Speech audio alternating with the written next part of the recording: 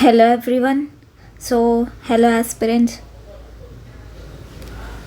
మనం ఈరోజు డిస్కస్ చేసుకునే topic UPSC CSAT detailed syllabus and strategy related thing. యాక్చువల్గా మనకి ప్రిలిమ్స్ అంటే జనరల్ స్టడీస్ ఎంత ఇంపార్టెంటో సీసాట్ అంతే important, because it is A qualifying paper. మనం జనరల్ స్టడీస్ బాగా చదివేసి సీసాట్ పక్కకు పెట్టేసి లేదా సీసాట్ మీద కాన్సన్ట్రేషన్ చేయకపోతే it is a waste of మీ ఎఫర్ట్స్ వేస్ట్ అంటే మీరు ఇన్ని మంత్స్ ఎఫర్ట్స్ పెట్టి ప్రిలిమ్స్ రాయడం waste. Today we are going to discuss about CSAT. అసలు సిలబస్లో మనకి ఏంటి, లోపల ఇంకేమేమి టాపిక్స్ చదవాలి, ఈ 5 months ఎట్లా కవర్ చేయాలి అనేదాన్ని ఈ లెక్చర్లో డిస్కస్ చేసాం. ఓకేనా? Let's go in to the topic. మనకేంటి ఇప్పుడు, మనకి నోటిఫికేషన్లో ఏంటి, comprehension, interpersonal skills, logical reasoning, decision making, general mental ability, basic numeracy. ఇది ఓవరాల్గా మనకి అఫీషియల్ నోటిఫికేషన్లో ఇచ్చిన సిలబస్ కదా. క్వశ్చన్ పేపర్లో క్వశ్చన్స్ బ్రాడ్గా 3 టాపిక్స్ నుంచి డివైడ్ అవుతాయి అన్నమాట. ఆ 3 టాపిక్స్ ఏంటివి అంటే మరి ఇవన్నీ కలిపి మనం 3 సబ్ హెడ్డింగ్స్కి డివైడ్ చేసుకోవచ్చు. అవేంటివి, క్వాంటిటేటివ్ యాప్టిట్యూడ్, రీజనింగ్, కాంప్రహెన్షన్. దీంట్లో మళ్ళీ మీకు డౌట్ రావచ్చు, ఇప్పుడు నేను ఎట్లా చదవాలి, ఈ సీసాట్కి నేను ఎలా ప్రిపేర్ అవ్వాలి, ఈ 3 టాపిక్స్ అసలు సిలబస్ ఏముంటుంది, ఎక్కడి నుంచి ప్రాక్టీస్ చేయాలి, ఏంటివి అని మీకు డౌట్ రావచ్చు. సీసాట్ ఒకసారి చూసుకుందాం. ఈ 3 హెడ్డింగ్స్లో సిలబస్ ఏముంటుందో చూసుకుందాం. ఓకేనా? First quantitative ability. క్వాంటిటేటివ్ అబిలిటీలో మనకి ఏముంటాయో చూసుకుందాం. క్వాంటిటేటివ్ అబిలిటీ ఇవి దీంట్లో ఏం సబ్ టాపిక్స్ ఉంటాయి, నెక్స్ట్ వచ్చేసి రీజనింగ్లో ఏం సబ్ టాపిక్స్ ఉంటాయి, అండ్ నెక్స్ట్ రీడింగ్ కాంప్రహెన్షన్ అంటే మనకి ఇప్పుడు ప్యాసేజ్ ఇచ్చి ప్యాసేజ్ నుంచి క్వశ్చన్స్ ఇస్తారు కదా, అదనమాట రీడింగ్ కాంప్రహెన్షన్. అదేంటి, నెక్స్ట్ వచ్చేసి ఈ 3లో ఏమేమి ఉన్నాయి ఏంటివి అని చూసుకుందాం. నెక్స్ట్ అసలు మీకు సీసాట్ ఫస్ట్ ఒక ఐడియా రావాలి, ప్రీవియస్ ఇయర్ ట్రెండ్స్. మనం ఎప్పుడైనా ఏదైనా ఎగ్జామ్కి ప్రిపేర్ అయ్యే ముందు ప్రీవియస్ ఇయర్ ట్రెండ్స్ చూసుకోవాలి. బ్లైండ్గా ప్రిపరేషన్ స్టార్ట్ చేయకూడదు. అట్లా స్టార్ట్ చేస్తే వేస్ట్ అయిపోతుంది.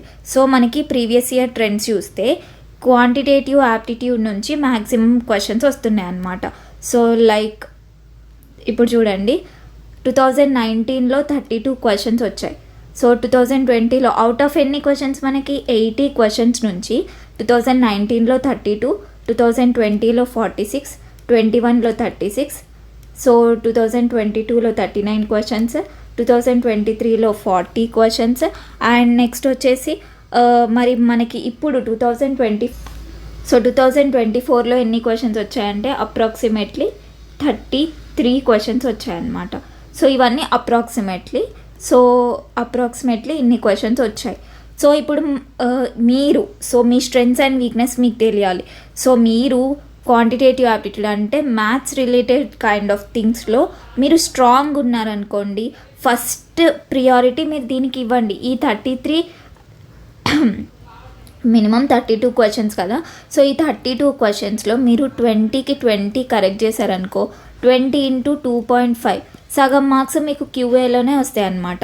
అంటే మనం క్వాలిఫైయింగ్ ఎంత 33% కదా. మీరు ఈ 33% రానికి చూసుకోవాలి. ఎట్లా చదువుకోవాలంటే మనకి మీరు ఎలా ప్రాక్టీస్ చేయాలంటే ఎగ్జామ్లో అటెంప్ట్ చేస్తే మీరు ఈ 33% క్రాస్ అయ్యేటట్టు ఉండాలి. మనకి 200కి అంటే ఇప్పుడు 200కి 200 స్కోర్ చేయాలని లేదు కదా, అవసరం లేదు కదా మనకి. మనం ఏం చేయాలి, క్వాలిఫైయింగ్ దాటేటట్టు ప్రిపేర్ అవ్వాలి మనం. మరి రీజనింగ్లో ఎంత వచ్చినాయి, రీజనింగ్లో 18, 9, 17, 14, 13. ఇది కలిపి ఇది చేసిండ్రు అనుకోండి, ఇందులో కొన్ని క్వశ్చన్స్ చేశారనుకోండి, మనం ఏమైతాం, క్వాలిఫైయింగ్ అది దాటేస్తాం కదా. That is the thing. Next వచ్చేసి ఇప్పుడు మరి రీజనింగ్ నుంచి మనకి ఈ ఇయర్ 2024 సీసాట్లో అప్రాక్సిమేట్లీ 16 to 18 క్వశ్చన్స్ వచ్చాయన్నమాట. సో అప్రాక్సిమేట్లీ 16 to 18 క్వశ్చన్స్ వచ్చాయి.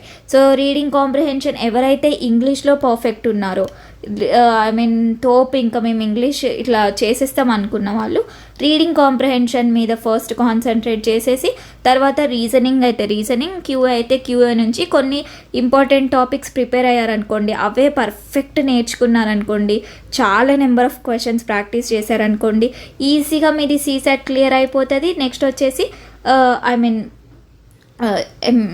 జనరల్ స్టడీస్ కూడా క్లియర్ చేసేయచ్చు అనమాట. సో ఇంత పర్ఫెక్ట్ ప్లాన్ అండ్ స్ట్రాటజీతోని మనం ప్రిపేర్ అవ్వాలి. సో ఇప్పుడు మరి రీడింగ్ కాంప్రహెన్షన్లో 2024లో ఎన్ని క్వశ్చన్స్ వచ్చాయి మనకి? అప్రాక్సిమేట్లీ ఎన్ని క్వశ్చన్స్ వచ్చాయి? 18 to 20 క్వశ్చన్స్ వచ్చాయన్నమాట. సో ఇది థింగ్ అనమాట. సో మీకు అర్థమైందిగా ఇప్పుడు ఒక సీసాట్ పేపర్ ఎట్లా డివైడ్ అవుతుంది, ఏ టాపిక్స్ ఉంటాయి అర్థమైందిగా. మీరు ప్లాన్ చేసుకోవాలి మీ స్ట్రాంగ్ ఏరియాస్ ఏంటివి, ఎక్కడి నుంచి స్టార్ట్ చేయాలి చదవడం అని చూసుకోవాలి మీరు. సో ఇప్పుడు మీకు అర్థమైంది ఎక్కడి నుంచి ఏ క్వశ్చన్స్ వస్తాయి. సో దీంట్లో డీప్గా చూసుకుందాం క్యూఏలో ఏముంటాయి. సో ఇవన్నీ మనం 10th, 8th, 9thలో చూసినాయి. So number system plays a crucial role in CSAT clearing అనమాట. So number system, averages, percentages. So ఇప్పుడు ఏంటి, నేను mentorship programme January to May పెడుతున్నాను కదా. సో దాంట్లో మంచి స్ట్రాటజీ ఇచ్చేసి ఈ వీక్లో ఈ టాపిక్స్ కవర్ చేయండి, ఈ క్వశ్చన్స్ చేయండి, సో నెక్స్ట్ ఇది రివిజన్ చేయండి అని చెప్పేసి ఇట్లా మంచిగా సెగ్రిగేట్ చేసి ఇస్తానన్నమాట. ఎవరైనా ఇంట్రెస్ట్ ఉంటే you can join January to May personal mentorship programme. So ఇట్లా క్వాంటిటేటివ్ అబిలిటీలో నెంబర్ సిస్టమ్, తర్వాత ఏమేమి ఉంటాయి, averages, percentages, ratio, proportion. So ఇట్లా టాపిక్స్ ఉంటాయి, ఇవి నోట్ చేసుకోండి మీరు. సో నెక్స్ట్ వచ్చేసి రీజనింగ్లో logical reasoning, analytical reasoning, verbal reasoning, so coding, decoding. So దీంట్లో ఏదన్నా మీరు 2 టాపిక్స్ పర్ఫెక్ట్ అయ్యారనుకోండి, ఆ 2 టాపిక్స్ నుంచి 4 క్వశ్చన్స్ వచ్చాయనుకోండి, 4 క్వశ్చన్స్ నుంచి 4కి 4 కరెక్ట్ చేస్తే మీకు ఇట్లా రీజనింగ్లో ఇట్లా మ్యాక్సిమం మార్క్స్ స్కోర్ చేసినట్టు అవుతుంది కదా. సో క్యూఏలో అలా చూసుకోండి. నెక్స్ట్ వచ్చేసి రీడింగ్ కాంప్రహెన్షన్, ప్యాసేజెస్ ప్రాక్టీస్ చేస్తాం. నేను ఎవ్రీ వీక్ మీకు కొన్ని ప్యాసేజెస్ ఇస్తాను, ఆ వీక్ ప్రాక్టీస్ చేసేస్తే you can clear reading comprehension. So this is the thing, consistency అనేది మనకి ఇంపార్టెంట్. ఓకే, నెక్స్ట్ వచ్చేసి ఇప్పుడు సబ్ టాపిక్కి వెళ్ళిపోదాం. సో ఆల్ టాపిక్స్, అన్ని టాపిక్స్ క్వాంటిటేటివ్ ఆప్టిట్యూడ్లో నేను ఇప్పటివరకు చూపించిన సిలబస్లో నెంబర్ సిస్టమ్ అనేది చాలా క్రూషియల్ రోల్ ప్లే చేస్తుంది అనమాట. క్యూఏ నుంచి మనకి ఇప్పుడు సపోజ్ ఇందులో 32 క్వశ్చన్స్ వచ్చినాయి కదా, ఈ 32 క్వశ్చన్స్ నుంచి దాదాపు 20 క్వశ్చన్స్ అట్లా నెంబర్ సిస్టమ్ నుంచే వస్తాయి. ఇందులో కూడా ప్రతిసారి మ్యాక్సిమం క్వశ్చన్స్ నెంబర్ సిస్టమ్ నుంచే వస్తాయి. సో అందుకే నెంబర్ సిస్టమ్ పర్ఫెక్ట్ అయితే చాలు మనకి. ఏంటి 33%లో 20% నెంబర్ సిస్టమ్ నుంచి నేర్చుకున్నా అంటే సో ఎంత ఇంపార్టెంటో ఈ టాపిక్ అర్థం చేసుకోండి. సో మరి నెంబర్ సిస్టంలో ఏం నేర్చుకోవాలి మ్యామ్ ఏమంటే, so different types of numbers గురించి నేర్చుకోండి. HCF, LCM, number of factors, number of zeros. So problems, unit digit, last digit problems ఉంటాయి. నెక్స్ట్ రిమైండర్స్ మీద ప్రాబ్లమ్స్ ఉంటాయి. డెసిమల్ నెంబర్ సిస్టమ్, ఇది bracket of division, multiplication, addition, subtraction, BODMAS. Next వచ్చేసి ఇది decimal expansion. So decimal expansion ఉంటుంది. So ఇవి sub topics of number system. So మీకు అర్థమైంది కదా. సో ఇంత క్లియర్గా నేను ఈచ్ అండ్ ఎవ్రీ టాపిక్ని మీకు సబ్ డివైడ్ చేసి మీకు కన్ఫ్యూజన్ లేకుండా ఏమేమి చదవాలి, ఎట్లా చదవాలి, ఎక్కడి నుంచి చదవాలి అని చెప్పేసి మీకు మెంటర్షిప్ ప్రోగ్రాంలో ప్రొవైడ్ చేస్తాను.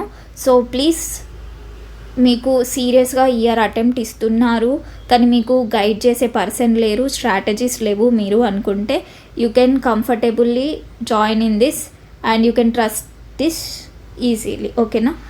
సో ఈవెన్ మీరు మెంటర్షిప్ ప్రోగ్రామ్ జాయిన్ అవ్వకపోయినా కామెంట్స్లో పెట్టండి మీకు ఏమేమి డౌట్స్ ఉన్నాయి CSAT related things. I will try to make videos on them. ఓకేనా. So this is the thing, mentorship programme January to May.